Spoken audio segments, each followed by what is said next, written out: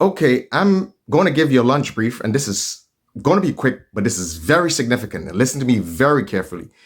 Obviously, I've got to educate a bit, so to speak, the Grenadian people about what is taking place right here at that CLOZIER project. So that way they can actually salvage this project and maybe call for a little clarity and accountability. And hopefully then the right thing will be done and this will head in the right direction and people's lives may be saved. Now, this is a crucial warning. Do not, just as I warned you on the inception of this, and I said, look, no vehicle should be passing that area. Nobody heeded it. I'm warning you again. This is still a very dangerous situation. And I'm doing this out of genuine love and at the same time out of fear. And the fear is that somebody might get hurt. So listen up. Now, as I've said in previous videos, it's quite obvious that no subsurface soil investigation was done on that project. Now, I want you to understand what that means and the implications thereof. Now, it means that if no subsurface soil investigation was done, no boring log was done, no test pit was done, then guess what? How the heck do you design a retaining wall? Because the concept of bearing pressure, there's concept of lateral earth pressure that are significant concepts in retaining wall design.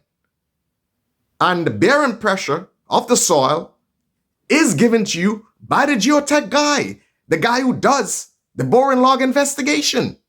So this is a question of safety here, serious safety. So we're building a retaining wall, but did we take these things into consideration? Do we know the bearing pressure of the existing soil? Because that has a significant impact on the design of the retaining wall.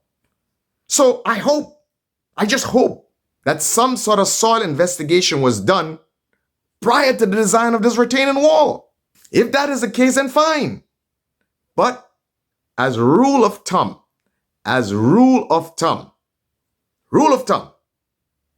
understand that, I'm seeing between 50 and 20 feet heights in some cases.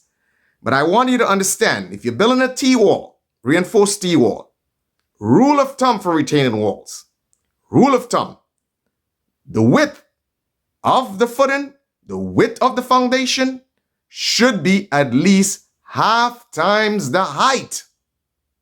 Okay? So if you're building a 10-foot wall, guess what? You should have at least a 5-foot wide footing. So imagine if you're dealing with 15 to 20 foot. If you're dealing with 20 foot, you're talking about at least a 10-foot footing. Okay? These are massive footings. And keep in mind, again, this is an extraordinary situation. This is a situation where you have extra loading from vehicles passing by. So this is not a normal situation.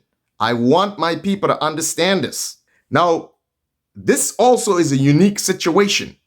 This is not just a regular retaining wall, just holding up soil. This is a retaining wall that's holding up a roadway. What does that mean? Then there is a concept called surcharge, which means additional loading condition. Vehicles are passing over the soil on the roadway. So that is an additional load. This is something that has to be considered in the design of the retaining wall. So you're not building a regular retaining wall.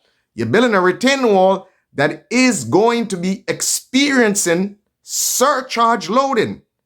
That is significant. So, as a matter of advice, please have people who know what they're doing take a look at this so that nobody gets hurt.